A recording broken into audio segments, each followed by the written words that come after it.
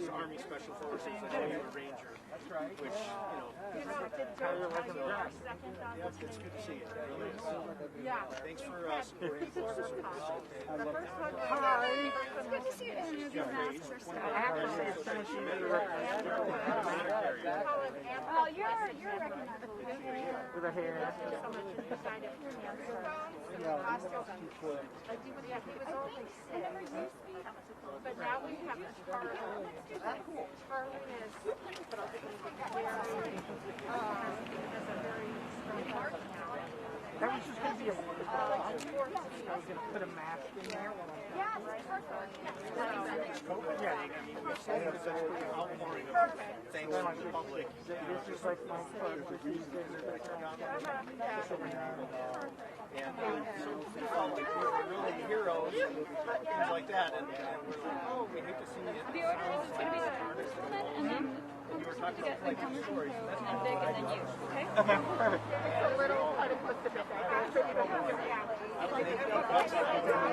Fixing up apartment complexes. And I finally had a young son and then another one on the way. And the post office, there's stories of the post office. This helped us enter into middle class, have good benefits, be able to work in college, have good retirement. That's an important organization. Yep. Walmart beat us this year. I represented If you look at the poll time, you look at what we do. I did the eyes and ears picture. And even during the pandemic, Are we waiting for anybody the only else? bad thing that happened during this is the letter carrier food drive So who else? was put on the back burner. Okay. And Eddie's local. James and I. Oh, yes, hi, Eddie. How are you? Thank you for coming out today. I love your mask. Okay. All right. So we all need to stand socially distance. The national average, I think, is just under 20%. Yeah, that's what I heard. About 18. Yep. Right. I appreciate you supporting us. Yeah, thanks for supporting us. All right. Ready? So I guess we're going to have to sort of socially distance.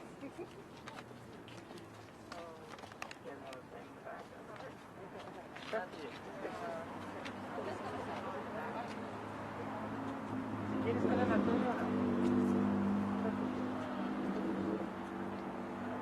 morning, everybody. We're here today in front of the post office in downtown Denver because the President of the United States is trying to undermine the U.S. election by helping his chances in the upcoming November election. Frankly, this is an unprecedented attack on our democracy and our voting system, and it's why the U.S. House of Representatives is going to reconvene in Washington later this week to pass legislation. While the President appears to be hyper-focused on the upcoming election, the damage that he's doing to our Postal Service will expand far further than the political sphere that he's targeting. Shutting down the U.S. Postal Service or delaying the delivery of mail, it doesn't just hurt with the ballots, it causes irreparable harm to millions of Americans, including our seniors, our veterans, and people who live in rural areas of our state. Just in the last couple of weeks, I have heard by either email, letter, or phone call from over 12,000 of my constituents. To put that in context, that's more than 3 times as many contacts that we've ever had from constituents on any single issue, including impeachment. Most of the people I've heard from are not only worried about their mail being delayed, most of them are saying they're already feeling the effects of the mail delays. I've heard from hardworking families who are struggling to pay their bills because their paychecks haven't arrived in the mail. I've heard from small business owners who say they're struggling to stay afloat because the goods and products that they ordered are just simply not arriving in time. And I've heard from seniors and from veterans, one of whom you're going to hear from today, who are not getting their life-saving medication because it's delayed by the mail. 80% of veterans receive their medications by mail. Delaying their prescriptions could cause serious damage to their health and well-being. And on top of that, over 900,000 active duty military members across the country are eligible for vote by mail because they are deployed or stationed elsewhere. These brave men and women selflessly put their lives on the line to defend our country, and they have a right to say who leads our country. One woman who wrote to my office recently said she's no longer receiving her mail daily, and the checks that she's putting in the mail to pay her bills are not being received by the companies in time. I feel like this is a living nightmare, she wrote. What country am I living in? Our democracy is crumbling right before our eyes, and there's no one to stop it. A small business owner here in Denver wrote to me and said, delays in receiving and delivering mail is hurting small businesses like ours by not allowing products to be delivered in a timely fashion. Bills and payments are being delayed. Our economy is in a shambles, and we're struggling to stay alive. This has to stop. The President's actions to undermine our Postal Service are not only a threat to our democracy, they're a direct threat to the lives and livelihoods of the people who need them. Yesterday, as the chair of the Energy and Commerce Committee's Oversight and Investigations Panel, I announced that we're launching an investigation to determine the impact the administration's changes have had on the delivery of people's prescription drugs. At a time when the nation's public health is already under significant threat from the spread of the coronavirus, any effort by the administration to delay the delivery of life-saving prescription drugs to patients is just simply inexcusable. And while the White House has gladly handed out billions of dollars to Wall Street to help them respond to this pandemic, they haven't provided 1 cent to the Postal Service to help solve this crisis. The House voted in May, to provide the Post Office the money it needs to continue operating as it has, but Mitch McConnell and the U.S. Senate have refused to take up that bill. So as I said, on Saturday, the House is going to vote on legislation to provide the U.S. Postal Service with an additional $25 billion to continue its operations uninterrupted through the end of the year. Also, and critically, the legislation will also prevent the administration from making any changes to the Postal Service before the election. Specifically, the legislation will prevent any changes to the Postal Service's delivery standards that were in place on January 1, 2020, any changes that would cause the Postal Service not to meet those delivery standards, and any changes that would delay or cause mail not to be delivered.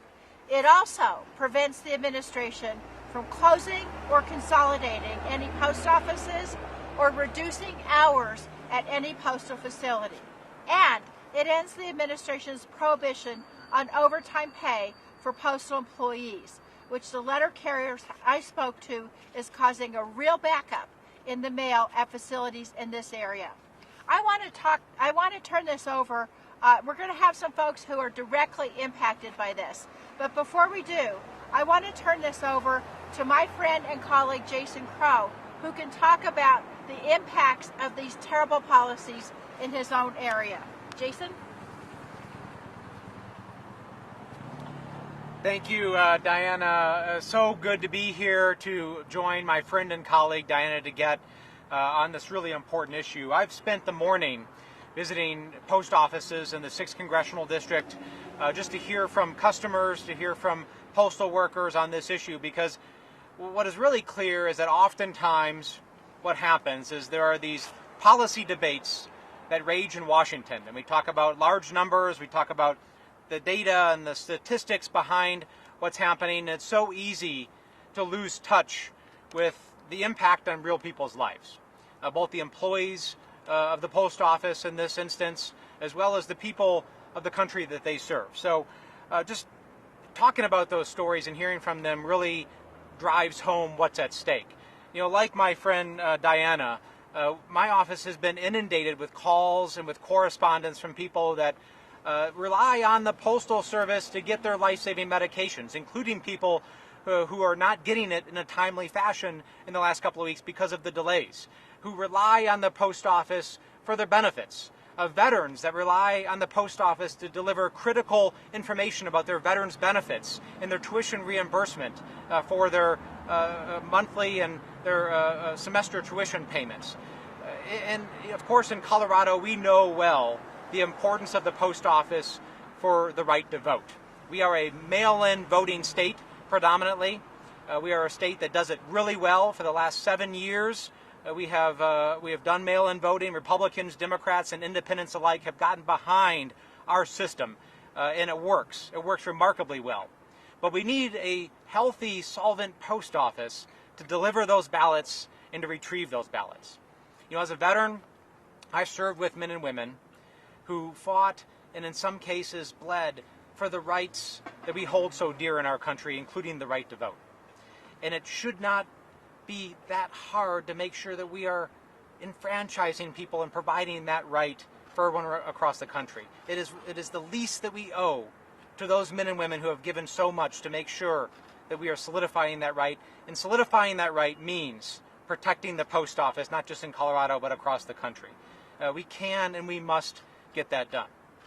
You know, the founders of our country knew something really important when they enshrined the post office in the Constitution. They knew that a country as big and as diverse as ours, of urban and rural, of all different types of people from different backgrounds, that we require a system that will bring us together, that will make rural businesses work, that will protect our seniors, that will help our veterans. And that's why they created the post office, and that's why it's so important today. Now, lastly, I want to talk about the impact, the direct impact on our veterans through a healthy postal service, and that is as one of the largest employers of veterans in our nation. You know, almost 20% of Postal Service employees are veterans, men and women who served our country and they wanted to continue their service after they took off the uniform, so they joined the Postal Service. And over 80% of our veterans get their medications from the VA through the Postal Service. It is a veterans issue. And that's why this is so important, and that's why I'm glad to be standing in solidarity with Congresswoman DeGette and all of my colleagues in the House to vote on Saturday to protect the Postal Service and to make sure that we are standing up for the rights of our veterans and the rights of our seniors and the rights of people in our rural, urban, and rural communities and the underserved to protect this important service. And we'll continue to do so today and every day moving forward. Thank you. Thank you, Jason. I just want to point out, Jason talks about preserving our right to vote. Today is the centennial of a women's right to vote in this country. And I'm going to tell you, the women of this country are not going to celebrate the centennial of their ability to vote, only to let Donald Trump take it away from them because the post offices won't process their ballots. And now I'd like to introduce Vic Ament. Vic is a retired police officer, and he depends on the U.S. Postal Service to receive several medications, not just for himself, but also for his service dog, Andrew. Vic. Good morning. Thank you, Congresswoman DeGette and Congressman Crow, for this opportunity to address you this morning. I'm Vic Ament. I live in the Cheeseman Park area. My career spanned years in law enforcement and later becoming an acknowledged expert in the shipping of hazardous and radioactive materials. I'll be 70 this November. I know, I don't look it. I'm on Medicare with supplemental policies. They want you to use mail order prescription services for large supply rather than the local pharmacies. I have an older service dog who's 12 named Andrew who has a heart problem. He receives medicine by mail monthly from CSU. He has a congenital heart valve. This medicine is crucial for his survival. If he doesn't have that medicine for a couple of days, I could lose him. I also receive 4 medicines from 2 different mail order pharmacies. Without these medicines, I would have serious blood pressure, prostate, and diabetes issues. Like many seniors, I depend on these medications and cannot be without them for even one day. These medicines have been routinely delivered by the mail person before I ran out. I'm very nervous that this will not be happening in the future. As has been mentioned, the Postal Service is mandated by the Constitution, and many people are not aware that the United States Post Office has the most secure and reliable service in the world. Countries like Brazil have not had mail service for over 30 years. We cannot allow the post offices to be weakened to the point where mail cannot be delivered quickly and efficiently. Thank you. Thank you so much, Vic. And now I'm pleased to introduce Eddie Soto. Eddie's a small business owner here in the 1st Congressional District. Eddie.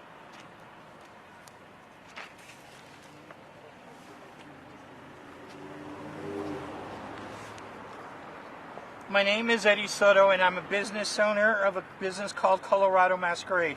Me and my employees make reusable masks made out of 100% cotton with a built-in polyfin filter, and we are proud to make the Valverde neighborhood right here in Denver our home office.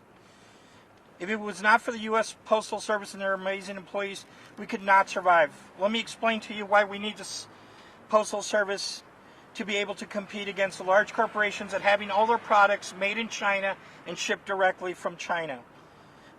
The one advantage we have is that our customers will get their mask within 2 to 3 days once we receive the order, and at a very, very reasonable rate. I'm going to use myself as an example. Let's say I'm at my home today, at this hour, looking for a mask to safely go to the grocery store this weekend. I log onto our website and I order a mask for this weekend. I live 2 zip codes away from the office in the 80212 zip code. Our shipping clerk receives the order, puts the mask in the envelopes, and makes a label for $2 in the U.S. Postal Service, and I will get the mask either Thursday or Friday. That way I can go out safely to the neighborhood, I can go to the grocery store safely wearing a mask, making sure I don't help spread COVID. If I had to use FedEx Ground, I would have to pay $5.49 plus a $225 residential charge. So that's $8. UPS is even worse. They're at $10.72 to get it to my house. In these days that most people are ordering through the internet to prevent the spread of COVID, 90% of our sales come through our website.